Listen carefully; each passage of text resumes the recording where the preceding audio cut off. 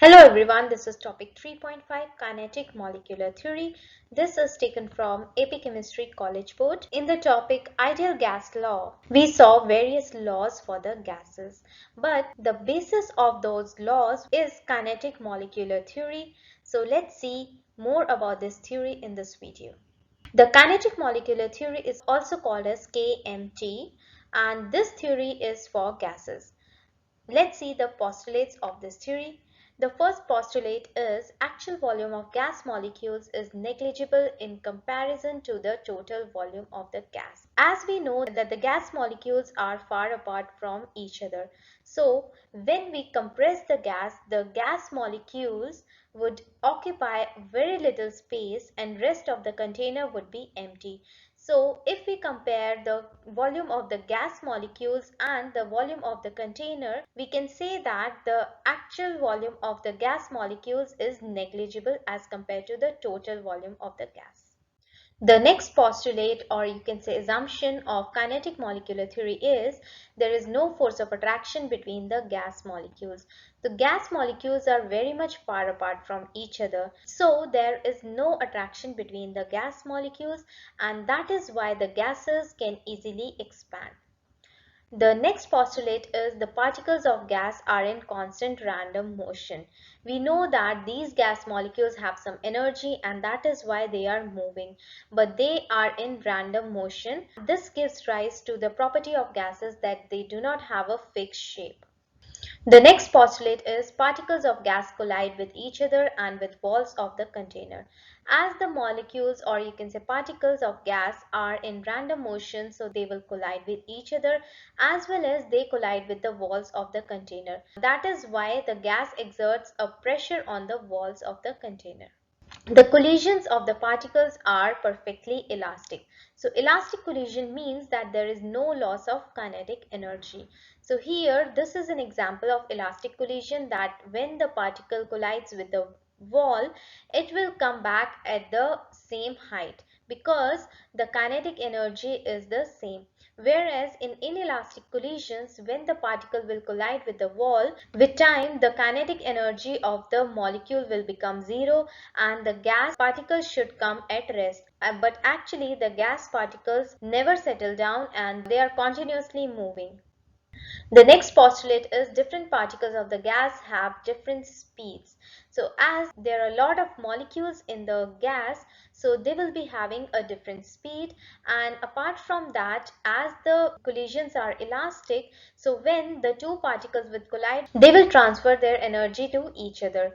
So that is why after collision the energy of the molecules change. The average kinetic energy of the gas molecules is directly proportional to the absolute temperature. As all the molecules are at different speed, so they will be having different kinetic energy. But the average kinetic energy of the molecules will be directly proportional to the absolute temperature. So when the temperature is low, the kinetic energy is also low. That is why the particles are moving at a lower speed. But when the temperature increases, the kinetic energy of the molecules also increases and the speed also increases. As I told you that all the molecules are having different speed and that is why they are having different kinetic energy. So we need to calculate the average kinetic energy of the molecules. So the formula of average kinetic energy is half mv square, where m is the mass of the gas molecule and v bar is the average velocity of the molecules or particles. And this is also equal to 3 by 2 kT, where small k is the Boltzmann constant and its value is 1.38 multiplied by 10 to the power minus 23 joule per Kelvin, and T is the temperature of the system. So here you can see that the average kinetic energy is dependent on the temperature. So when the temperature of the system increases, the kinetic energy also increases. All the molecules have same average kinetic energy at same temperature. They don't depend on the type of the gas. Here you can see that average kinetic energy is also equal to half mv square. So you can argue that for different gases the average kinetic energy should be different, but it is not so, because when the mass of the particle is more, the velocity would be less, because the particle becomes heavy and it will not be able to move easily. That is why the average velocity will also be less. So this relationship basically doesn't affect the average kinetic energy. Let's see an example. Calculate the average kinetic energy of the molecules at 298 Kelvin. So the temperature is given and we need to calculate the average kinetic energy. We will use the formula average kinetic energy is equal to 3 by 2 kT, where we know the value of small k, which is Boltzmann constant, and we know the value of T, which is temperature. So as the Boltzmann constant units are joule per Kelvin, that is why we will use the temperature in Kelvin only. And after doing the calculations, we will get the answer as 411.2 multiplied by 10 to the power minus 23 joules. Now let's see the Maxwell-Boltzmann distribution of molecular speeds. As all the molecules of the gas are moving at a different speed, so the Maxwell-Boltzmann gave a distribution of the particles. He plotted the fraction of molecules with a given speed versus the molecular speed and showed that there is a peak in between, and this peak basically tells about the most probable speed of the molecules. So most probable speed is the speed which is possessed by the maximum number of gas molecules at a certain temperature. Now in this graph you can see that there is one minima here and there is another minima here. So this means that the fraction of molecules having too low and too high speeds is very small.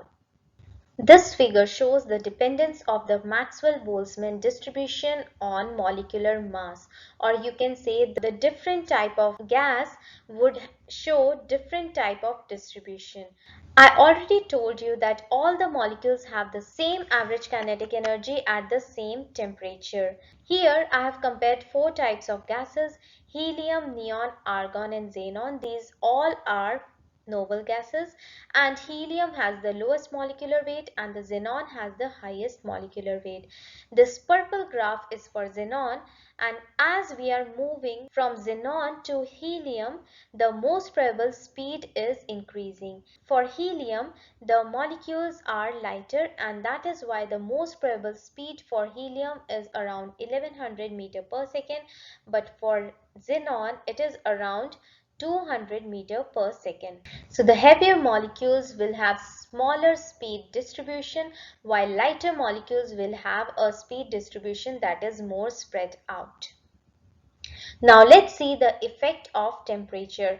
If we are taking a particular gas and comparing the speed of those gas molecules at different temperatures, we will see that at lower temperature the most probable speed is the lowest, and as the temperature is increasing, the most probable speed would also increase. At lower temperature, the molecules are having less energy and therefore the speed of the molecules are lower and the distribution has a smaller range.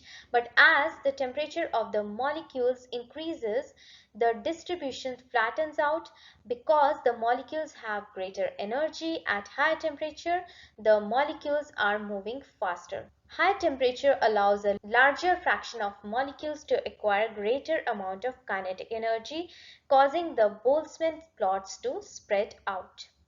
The learning objective of the topic was explain the relationship between the motion of particles and the macroscopic properties of the gases with the kinetic molecular theory, a particulate model, a graphical representation. So in this video I have talked about the postulates of kinetic molecular theory, and I also showed for each postulate the particulate model. Apart from that, I also showed that how the kinetic energy of the particles is represented with a graph, that is Maxwell-Boltzmann distribution law. Please like and subscribe to the channel Log Iota and press the bell icon